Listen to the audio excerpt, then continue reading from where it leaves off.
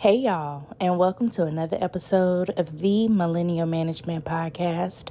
I am your host, Brandi, the Millennial Manager, and y'all know if you are not following me on social media, you are missing all the fun because I loves to have a good time.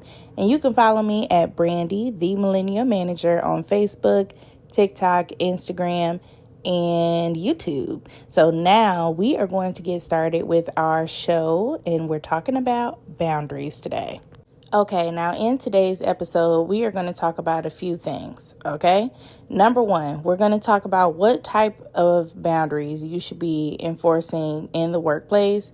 And then we're also going to talk about what to do if you're kind of met with a brick wall, because we know that boundaries, setting them does not mean that that person is just going to be like, ooh, like a bumper car, she's going to bounce off or he's going to bounce off. No, that's not always the case. That person is probably going to intensify the boundary breaking. So they're going to do everything they can to get you to break down that barrier. And so now we're going to be talking about those things today. So starting with our first boundary is going to be time. Okay. You need to have set specific hours for work, okay? You have to compartmentalize your life, okay? I know that a lot of people think that everything is like a melting pot. No, because your work is going to bleed into your private life. And when your private life bleeds into work, nothing good comes from that. And so separating the ideal work times, separating your personal time is going to be extremely important, and knowing what your set specific hours is necessary.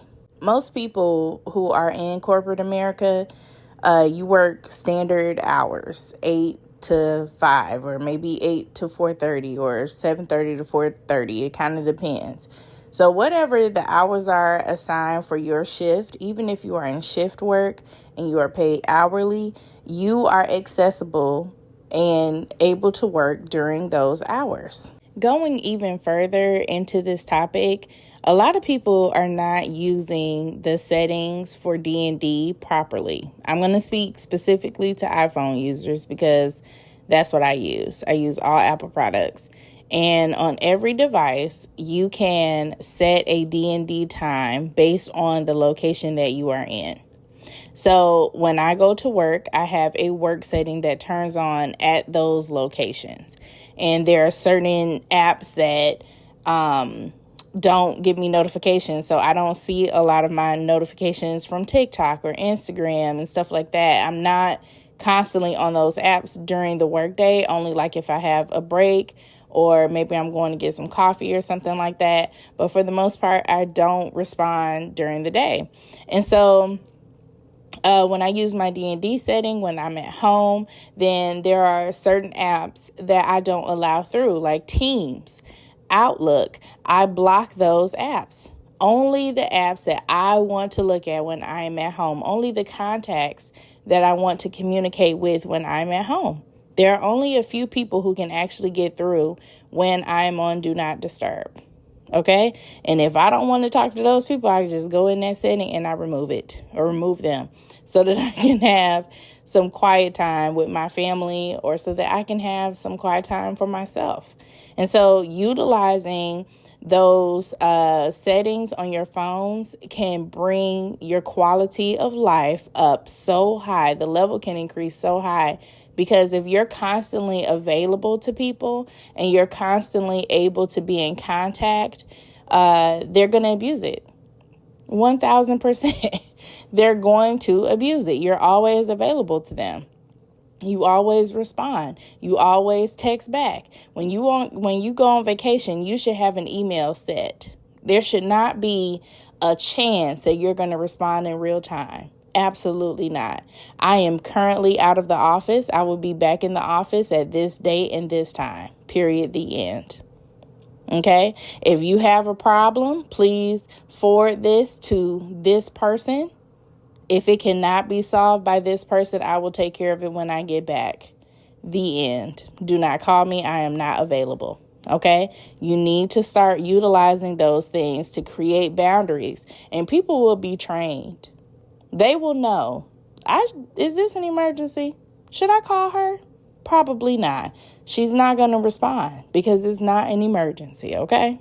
And that actually goes into our next portion of this episode is communication boundaries. And I did just a 1-minute video about this, and it was kind of about privacy.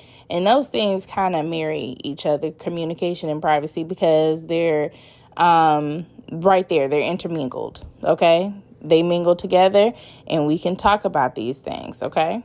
Setting limits on non-work related conversation is one of the best tools that you can ever have, because Sally and Susan, they like to get sidetracked and talk about everything and everybody, but you are going to have to redirect them.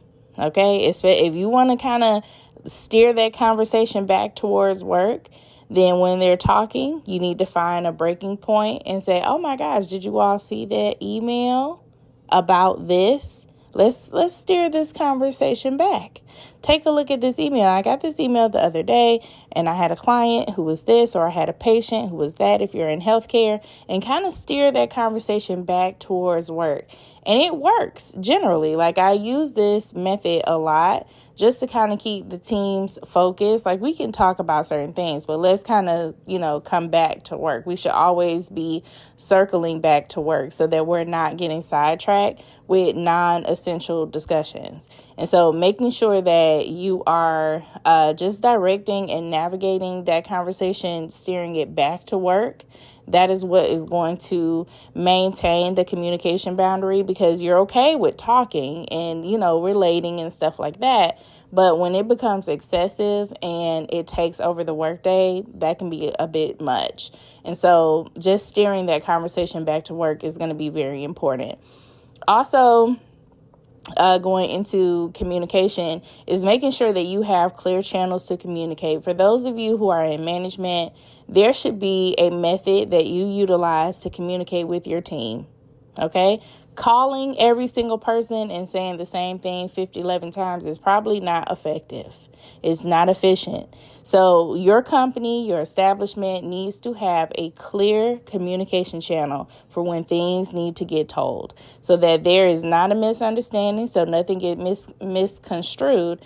Everybody is on the same page, and making sure that you have a clear channel to communicate is your first step. So whether you use Teams or if you use some of the Google Workplace products, whatever it is that you are using, you need to make sure that your team has access to it so that they are aware. Because when there are notices and different communications that have to go out, maybe there's something that changes with policy, they need to know. And instead of finding out through third party, where things can kind of get changed through the washing machine or, like telephone, everything kind of changes once you get to that other person. So when they have it directly from the source, there is no misunderstanding. There is no way for people to not understand what you're saying because it's right there in front of them. So making sure that there's a clear channel to communicate, and also don't deviate from that. Don't side text, don't communicate in all these different groups. No. Stay on that channel and make sure that this is where their information comes from. In the workplace, there should be a minimum amount of physical contact that, could break a physical boundary. You should not be touching up on your coworkers. And while we're here, let's go ahead and talk about these work husband and work wives, because somebody asked me about that in the live the other day. And I just want to tell y'all grown asses to cut it out. Okay? Go get you a real wife. Go get you a real husband, or go get you anything that's in between those. Okay? Get your own wife. Get your own husband. Get your own person. Okay?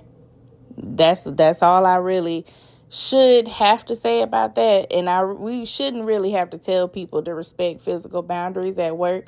But a lot of folk are very inappropriate. They like to do gestures and talk, and they don't even realize that that is beyond other people's boundaries. That is beyond what people are comfortable with. And so you got to be careful about the things that you are saying and doing, because you don't ever want to cross someone's boundary. Okay? So maintaining your own personal space, avoiding physical contact, like you should not be touching up and rubbing up on your coworkers, and create a comfortable workspace for everybody. That covers your physical boundaries. In other words, in kindergarten terms, keep your damn hands to your damn self. Okay? Our last two are emotional boundaries and role boundaries. And this first one is emotional. Avoid taking your personal life into work, and avoid taking your work life into your personal life. It goes right back into our very first topic. Let's not have our personal and work lives bleed into each other. We have to compartmentalize our life. We have to. Because if things bleed into each other, there's a whole lot of overlap, and you don't know necessarily what goes where. Okay? So keep your personal life separate, and also make sure that you are not letting the personal things that go on in your life affect your work or dictate your work performance. I know that is very, very hard.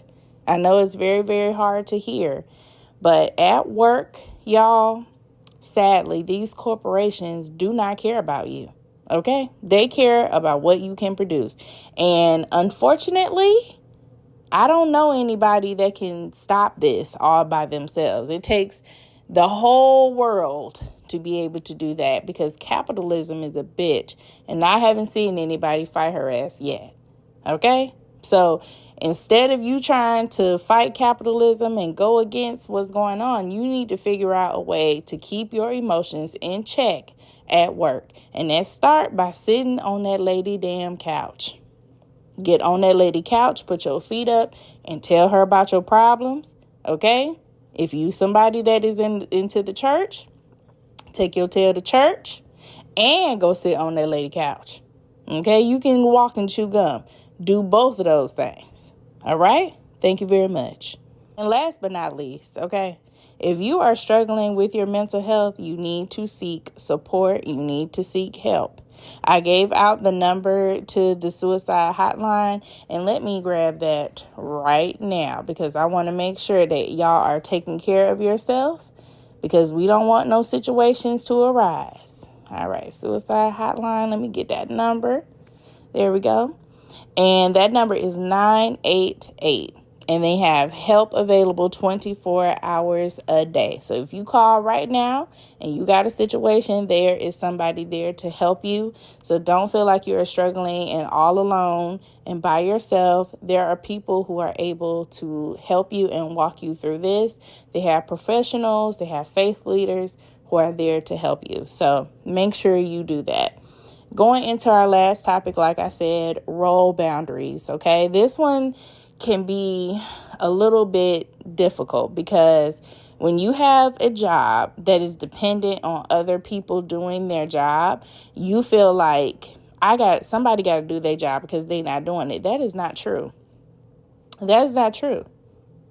You need to do your job to the best of your ability, because when someone else is not doing their part, you have to be able to say, well, there are things missing from this in sequence because of Gary. Okay? Gary did not do what Gary was supposed to do. There are these things missing from this formula. I don't have this spreadsheet. I don't have this critical information because Gary did not provide said information, and make sure you have documentation that proves and provides info that you have reached out to Gary about this info. Do not feel like you are obligated to do somebody else's job because you need information from their job to do yours. You do your job to the best of your ability and document that you have attempted to get this information from Gary and they did not give it to you in a swift amount of time or reasonable amount of time for you all to complete whatever the project is, whatever whatever the situation is, whatever you have to do for your job. They did not give you the right information in a reasonable amount of time. And this is why you don't have this info. And you let whoever your lead is take care of Gary. But don't you try to be you and Gary, but only getting paid for you. No, ma'am. And no, sir. For those of us who are in leadership roles, delegating tasks is very helpful for your mental health. And it also helps you empower your team. You don't have to do everything and receive all the credit and receive all the praise. Let that praise be spread across your team. Let them be able to retrieve some of the things that you don't have the bandwidth or the space to do. Let them do that. And it empowers them to continue doing those things and learning more and being more of a leader in their role. And you are just growing all of these amazing leaders because you have been able to delegate tasks. And the real job of management is to oversee and manage the team. It is not to do every single thing. And that just is a recipe for disaster, because if you're going to be complaining about doing everything, but not delegating and not training and not properly supporting your team, you might as well shut your damn mouth. Nobody cares. Okay, girl? Okay, sir? Okay, person? We don't care, because you have not trained your team properly. You have not provided the correct amounts of support for your team to be able to take those things from you and empower themselves. You have not done that work. So that's how I feel about it. I feel like managers, we want to take all these things on and don't want to delegate and don't want to let our team shine because we feel like they can't do it or I can do it better. No, you can't, because you're not doing it at all. Thank you very much. Now that we have put the boundaries in place, you remember what I said, that you're going to be met with a wall. People are going to be pissed off. They're going to be upset. But who gives a fuck? You know why? Because we don't give a fuck, because we have to protect our mental health. We have to protect our peace. Okay? And establishing boundaries helps you maintain that. And so when you're getting the pushback from inserting some of these boundaries, you need to be assertive and be firm. You don't have to be a bitch. You don't have to be evil about it, but you can be firm, be calm, and be clear. Make sure they understand, hey, I appreciate that, you can communicate to me about this, but I don't feel comfortable talking about this. You have established a boundary. I appreciate that you feel so comfortable to discuss this with me, but I don't feel comfortable talking about that. I don't feel comfortable sharing about, my marriage, or I don't feel comfortable talking about my personal life. And you just told them right there, I have set a boundary for you. If they get mad and they push back, you maintain it. Say the same thing in the same way. Okay, you remember we talked about talking points? You say the same thing the exact same way, and it doesn't matter what they do. You remain unfazed. You remain unchanged. Do you hear me? Say yes. All right. Use I statements. Make sure that you are focusing only on yourself and how you are thinking about this situation. And that's it. That's it. When you are discussing with them and they are upset and you don't know how to necessarily tell them why the behavior is unacceptable, you need to think about specific instances that they have broke the boundaries. Maybe they keep pushing and prying and asking about personal things in your life, so they are therefore trying to break that boundary.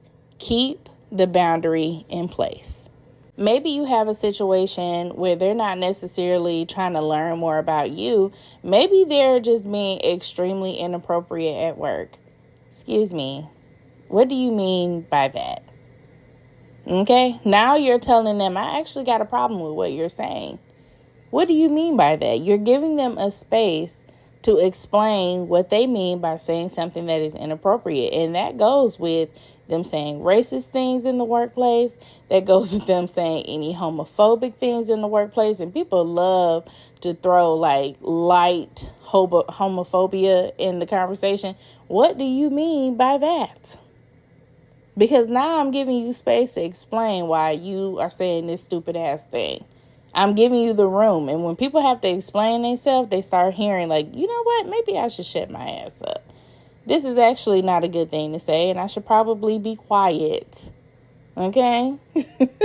Another way to kind of counteract some of those behaviors is by limiting your interactions. Reducing your contact with this person helps you limit your interactions, and that also limits their ability to disrespect your boundaries, right? It won't happen so often if you cut out the time that you see them. So if this is a coworker and you are so used to seeing them, maybe y'all went to lunch all the time and you kind of got a weird feeling from them and you're not really comfortable, limit your interactions. Cut down the interactions so that there is less room for this person to disrespect your boundaries and less room for you to feel that disrespect. Cut down the interaction, cut down the access. Setting boundaries ahead of time, I think this is like where you're setting the boundaries in your mind first. So if you know that you're going to have to interact with this person, you are going ahead with the stonewall, right? You're going ahead with some of those tactics to kind of combat the inappropriate conversation, combat the prying into your personal life. You're already preparing for it so that when they interact with you, you are ready. You're not being caught off guard if you know that you're going to be interacting with them. Lastly, I want y'all to just remember that you should not let anybody make you feel uncomfortable about the boundaries that you set. Okay?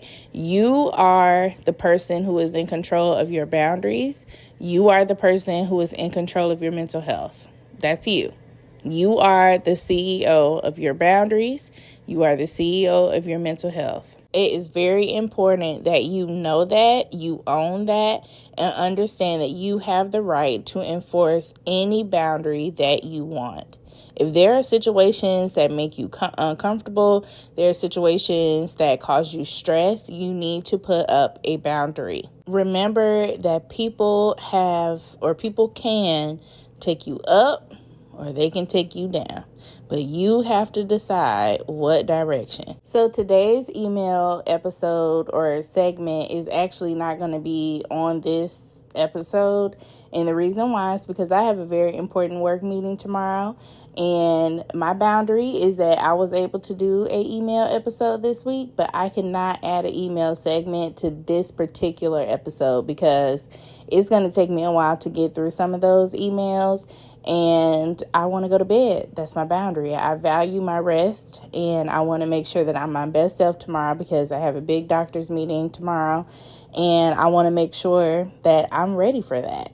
So that's a boundary that I put up. And I appreciate y'all's support. I appreciate you listening and sharing this podcast.